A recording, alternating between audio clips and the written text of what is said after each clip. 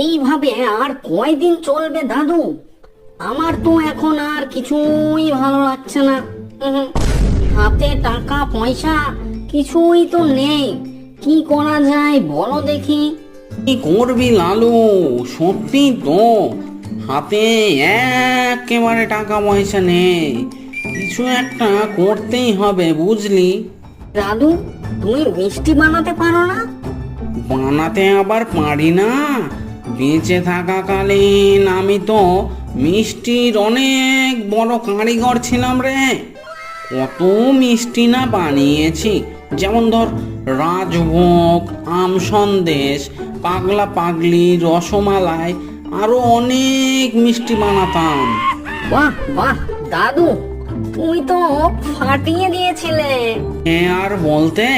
আচ্ছা, তুই হঠাৎ করে এই কথা শুনছিস কেন বল দেখি?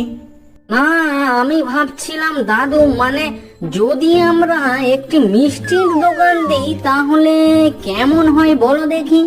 মিষ্টির দোকান দিলে তো ভালোই হয়। এমনি আমাদের কাছে টাকা পয়সা নেই, যদি দু চার পয়সা সেখান থেকে আসে তাহলে তো ভালোই হয়। তাহলে চলো দাদু, তুমি আমি মিলে একটি মিষ্টির দোকান দেই। আমাদের দোকানের নাম হবে লালু দাদুর মিষ্টান্ন ভান্ডার। সবই তো ঠিক আছে লালু, কিন্তু মিষ্টির দোকানটা দেওয়ার জন্য আর মিষ্টির দোকানের সমস্ত জিনিসপত্র কেনার জন্য তো টাকা লাগবে। সেই টাকাটা কোথা থেকে আসবে বল দেখি? ওই সব নিয়ে তুমি চিন্তা করো না তো দাদু, ও টাকা পয়সার ব্যবস্থা আমি করে নেব। বেশ, সবই ঠিক আছে, কিন্তু মিষ্টির দোকানটা কোথায় দিবি বল দেখি? কেন দাদু, ওই নরেনের মিষ্টির দোকানের পাশে তো অনেক জায়গা আছে, ওখানেই না হয় তুমি আমি মিষ্টির দোকানটা দেব। নরেনের দোকানের পাশে? ওই বেটা নরেন তো জ্বলে পুড়ে মরে যাবে রে লালু। জ্বলে পোড়ার মতো তো কিছুই নেই দাদু। সে নিজের ব্যবসা করবে আর আমরা নিজের ব্যবসা করব, তাতে নরেন কাকুর কোনো আপত্তি থাকবে আমার তো মনে হয় না। আচ্ছা ঠিক আছে, চল জিনিসপত্রগুলো সব রেডি করি। হ্যাঁ, চলো দাদু চলো।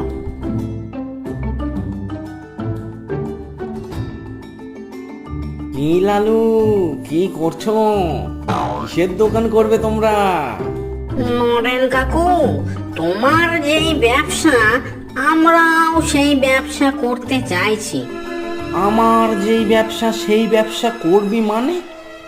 মানে আমি আর দাদু মিলে ভাবছি মিষ্টির দোকান দেব। মিষ্টির দোকান করবি মানে? কার অনুমতিতে আমার দোকানের পাশে এসে মিষ্টির দোকান করবি শুনি?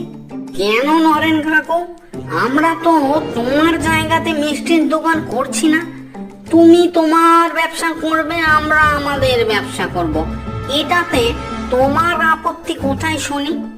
না না না না না না, তোরা আমার দোকানের পাশে মিষ্টির দোকান করতে পারিস না। তোরা অন্য গ্রামে গিয়ে দোকান দে। দেখো নরেন কাকু, দেখো, তুমি তোমার ব্যবসা করো, আমরা আমাদের ব্যবসা করব। তোমার জায়গাতে করছি না দোকান, তুমি কেন আমাদের বিরক্ত করছো বলো দেখি। তোরা কি করে মিষ্টির দোকান দিস, আমার ব্যবসা নষ্ট করিস, দেখছি, দাঁড়া। আসুন দাদা, আসুন আমাদের মিষ্টির দোকানে, হরেক রকম মিষ্টি খেয়ে যান। এই মিষ্টি খেলে এই আপনার মন প্রাণ জুড়ে যাবে। আসুন আসুন। আরে লালু, মিষ্টির দোকান দিয়েছো নাকি? দাও দেখি বাবা, দাও দাও, একটা মিষ্টি দাও, খেয়ে দেখি কেমন বানিয়েছো। হ্যাঁ হ্যাঁ কাকু, নাও নাও নাও। উম, উম, উম, উম, বাহ বাহ, এত দারুণ খেতে লালু। দে দেখি আমাকে 100 টাকার মিষ্টি প্যাকেট করে। দারুণ হয়েছে, দারুণ হয়েছে। হ্যাঁ নিশ্চয়ই কাকু, নিশ্চয়ই দিচ্ছি, দাঁড়াও দাঁড়াও। লালুর দোকানে ভালোই ভিড় জমেছে দেখছি। যে করেই হোক ওর মিষ্টির দোকানটা আমাকে সরাতেই হবে। আজ রাতের মধ্যেই খেল দেখাতে হবে। আশেপাশে কেউ নেই তো? এবার তাড়াতাড়ি করে লালুর দোকানটা আমি ভেঙে ফেলি। আমার দোকানের পাশে ব্যবসা করবি, দেখ এবার কেমন লাগে।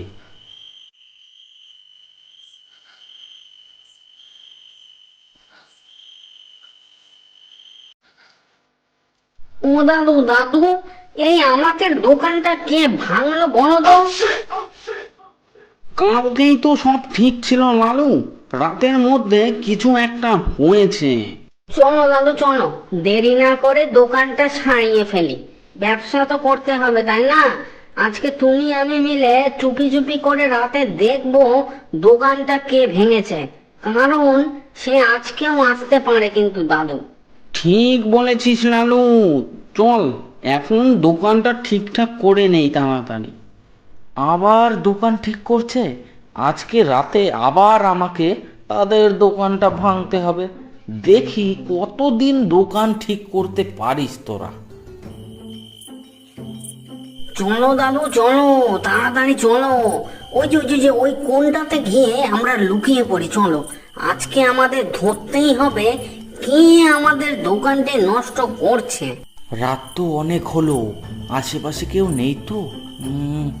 না, নেই। এবার লালুর দোকানটা তাড়াতাড়ি ভেঙে ফেলি। দাদু দাদু দেখো দেখো, কে যেন আমাদের দোকান ধরে টানাটানি করছে। চল লালু চল তাড়াতাড়ি চল। দাদু এ তো নরেন বেটা। নরেন, তুই আমাদের দোকান ভেঙেছিলি আর আজকেও ভাঙতে এসেছিস? না না না দাদু দাদু, আমি দোকান তো ভাঙিনি। একদম নাটক করবি না। 100 ঘাটের জল খেয়ে আমার চুল দাড়ি পেকেছে আর তুই আমার সামনে নাটক করছিস? দাদু, এবারের মতন আমাকে ক্ষমা করে দাও, আর হবে না। আমার যে অনেক বড় ভুল হয়ে গেছে দাদু। আমি তোমাদের দোকানের চত্বরে আর কোনোদিন আসবো না। এবারকার মতন আমাকে ছেড়ে দাও দাদু। এবারের মতন ক্ষমা করে দিলাম। আমাদের দোকানের চত্বরের চারিপাশে যেন তোকে আর না দেখি। দূর হয়ে যায় এখান থেকে লম্পট। তাহলে দাদু কাল থেকে আমাদের ব্যবসা আবার রমরমিয়ে শুরু। সে আর বলতে লালু।